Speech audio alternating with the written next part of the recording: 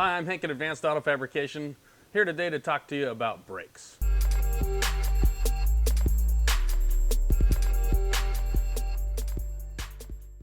So one of the great things about racing spec series cars that we've learned over the years is that we can do a lot with factory brakes. A lot of the guys that we work with come to us from track day world, and one of the first things they want to do is put big brakes on their car. Well, that's not always the right answer, and it's an expensive path to go down. You've got to make sure that your brake balance is right, and. So let's start with what brakes are on your car. Spec E46 has got an awesome brake package. It's bigger than like the old M3 E36 package, which is fantastic. The pad compound variety that you have to choose from is huge, so you can do lots of different things with brake to get your balance right, make sure you're not prematurely getting the ABS and all those things. So lots of stuff to get our heads around. Let's start down that path.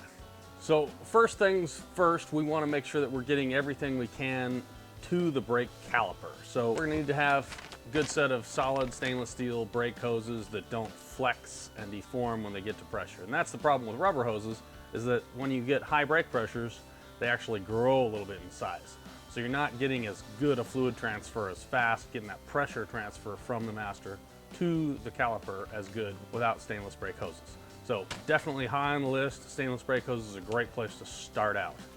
For the Spec E46 cars, we like to put these brass bushings in for the pins.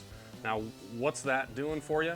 It's doing a couple of different things, but it's taking the flex out of the caliper mount, where these are normally a rubber piece that will just deflect as the pressure comes up and down.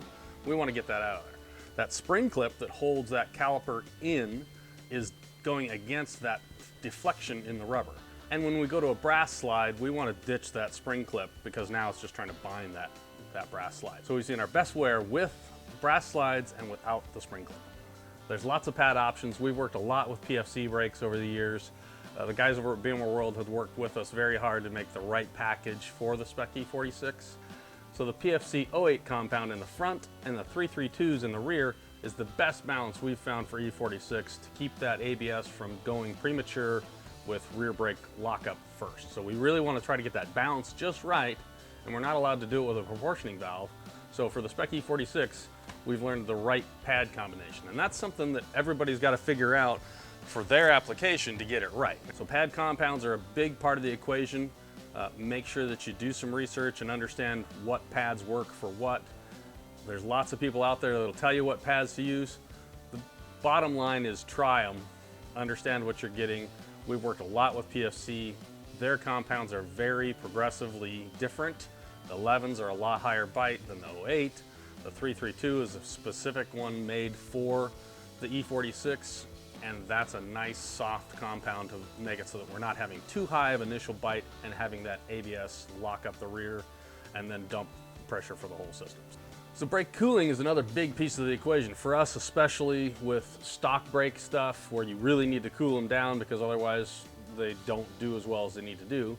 AAF, we've done lots of different brake duct stuff, from a big inlet up front, getting all that air in there, getting down in through a nice solid piece of tube, seems to work better than just flex hose, and then out into that flex hose, into that backing plate that's specifically designed for your car to get all the air coming out the vanes of the rotor and by the caliper.